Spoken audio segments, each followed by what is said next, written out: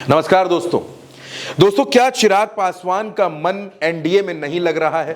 क्या चिराग पासवान को अब नरेंद्र मोदी की सरकार में मंत्री बनकर नहीं रहना है?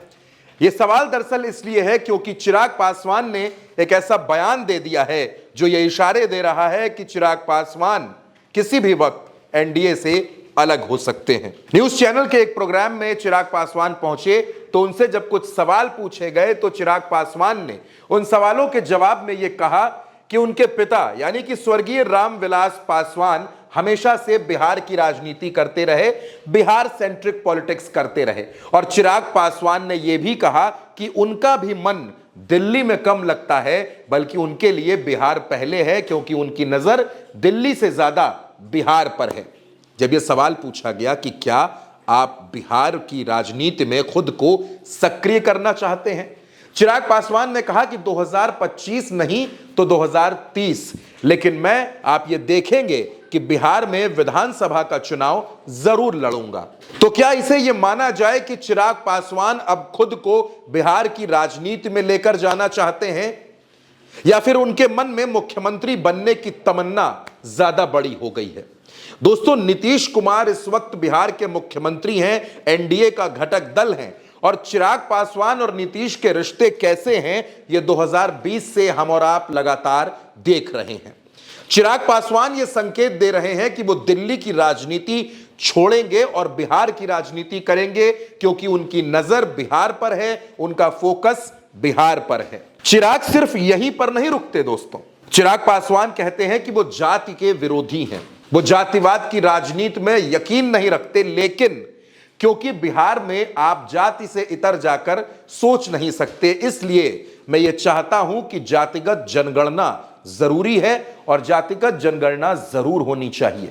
यानी चिराग पासवान एक साथ दो मुद्दों पर नरेंद्र मोदी की सरकार से, नरेंद्र मोदी से अलग राय रखते हैं। कुछ दिनों पहले बिहार में एलजेपी-आर यानी कि लोक जनशक्ति पार्टी रामविलास के चुनाव और संगठन प्रभारी, सांसद और चिराग पासवान के जीजा अरुण भारती ने यह बयान दिया कि एलजेपी-आर बिहार में सभी 243 विधानसभा सीटों पर चुनाव लड़ने की तैयारी कर रही है। अपने नेताओं को निर्देश दे दिए गए हैं। हालांकि उन्होंने यह भी कहा कि चुनाव कितनी सीटों पर लड़ना है यह हम गठबंधन की बैठक में तय कर लेंगे।